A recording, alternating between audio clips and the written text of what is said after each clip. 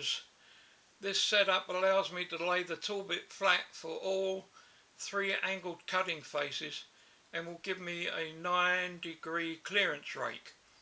I can use the cutter, and when it gets blunt I can then just touch it up on my adjustable angle table and diamond wheel that runs at about 700 RPM. I reduce the speed down. I had access to I think it's called a KK Calamar diamond grinder that we had at work, and we used that for grinding tool bits and also for doing other things like worked in the medical devices, so we used to sharpen up the surgical needles and stuff like that, make them sharp again, biopsy needles.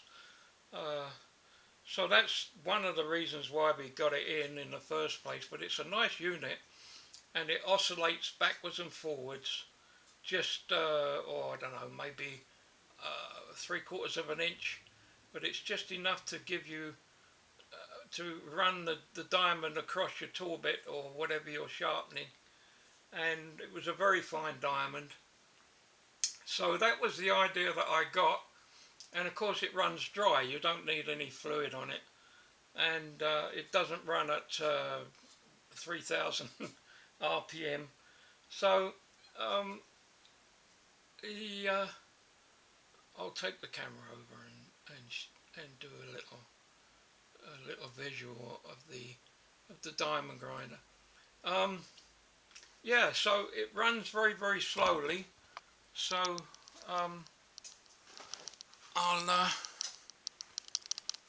this is the diamond grinder that I built. It's all overkill. It's got a 3/4 horsepower Franklin motor on it, and it's reduced 3:1, as you can see, small pulley and a larger pulley. So that gives me approximately 700 RPM. I just built the table from aluminium, and this is the, let's see, get you a good spot. That's the wheel. That's basically the same as what KK Calamar has, but I think it has magnets behind, so they're very easy to remove one grade of diamond wheel and place a new one on. And it used to just go backwards and forwards, you know. So that's the diamond unit that I built just from scratch. All the parts I had here, so there was no need to purchase anything, it had already been purchased. So I'll take you out and I'll show you the pedestal grinder. Hell of a mess. This place is a hell of a mess, but anyway, this is the grinder.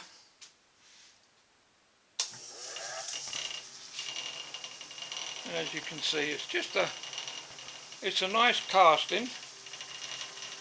It's a real nice casting. And there's the bearings. It must have been some kind of a something from a lathe, maybe a counter shaft. Although the base looks good as well. So I purchased it from an old German machinist who died, and the son came to sell his stuff off. So I think I paid about $100 for it at that time. So this is the 2 plates that I have, the 2 tables, and it's so easy, rather than having that little tiny table that they put on these grinders. So that's that. Pretty simple, nothing to it.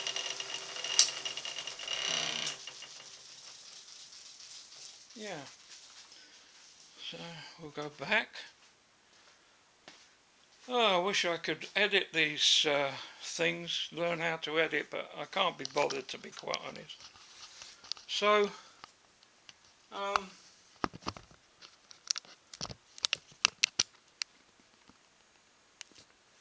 if I got it right. Be nice if they had the screen.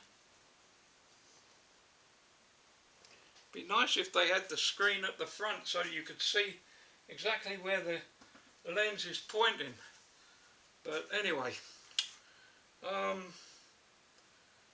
guess maybe I'll take 100 thou from this diameter here, because that's a bigger diameter, and I'll leave the speed as it was. Of course it may be too fast, but we'll see. Just take another cut. I got lots of this off-cut stuff, so it's not a waste really. I got a whole box full of it. Okay, let's do it there. Yeah. So the cutter is quite a nice little cutter. I like high speed. I think that with modelling and building locomotives and petrol engines, gas engines, all stuff like that, which are got complicated shapes and you need to get in somewhere, high speed is ample for a little lathe like this. I can't really see why everybody has to use carbide all the time. I mean, unless you're in production and the machine is bigger and heftier and got more power, you're still kind of, I think you're still kind of limited. That's just my opinion, but anyway, we'll take 10, 20, 30, 40, 50, 60, 70, 80, 90, 100. Let's see what happens. Just as a final test. They wanted me to, when I phoned Shoreline, they said, oh, send the unit back, like, you know, because it's out of warranty. And I thought, yeah, right, like maybe it's, how do I know it is this? And then you got all the shipping. It's not cheap, so I think I'm going to leave well enough alone and just try and improve it here and there and be satisfied. It's not very often I'm going to want to take 100 thou cut. So this is really just a sample to determine what my problem was.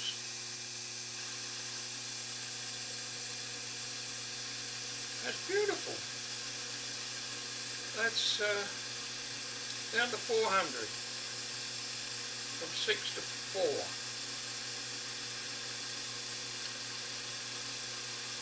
Now, if I was to increase that, would I get more torque or less torque?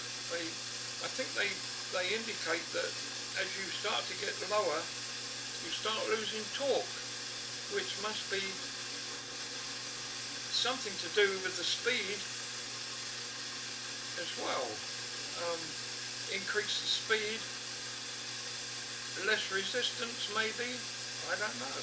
But there, who can complain about that really? I'm really quite surprised after the experience I had. Nothing wrong with that.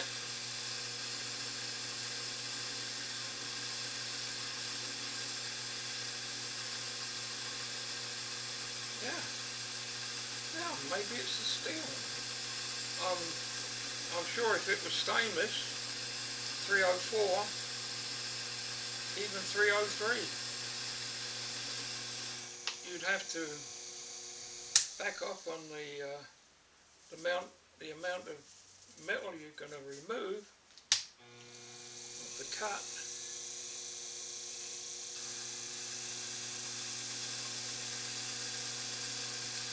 So I'm really quite happy. At least I've improved something just by reducing the pulley size on the motor. Surprising. There you go. Trial and error.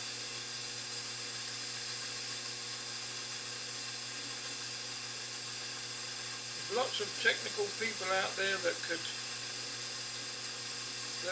solve this problem in their heads without even doing this. Unfortunately, I don't have that equipment to do that, so my brain doesn't work as like it used to. So, but that's nice. That's a nice finish. That's not bad steel. Pretty nice to machine.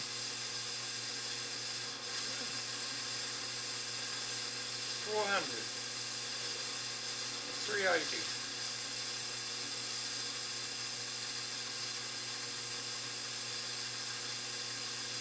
And that's basically dry. There you go.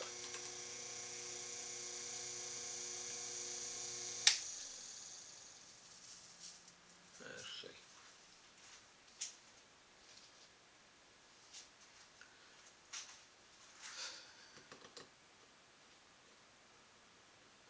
Take a measurement. See how parallel it is.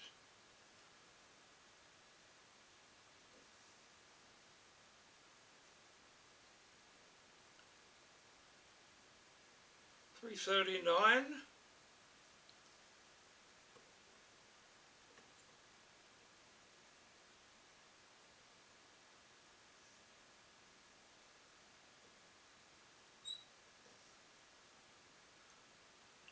$339.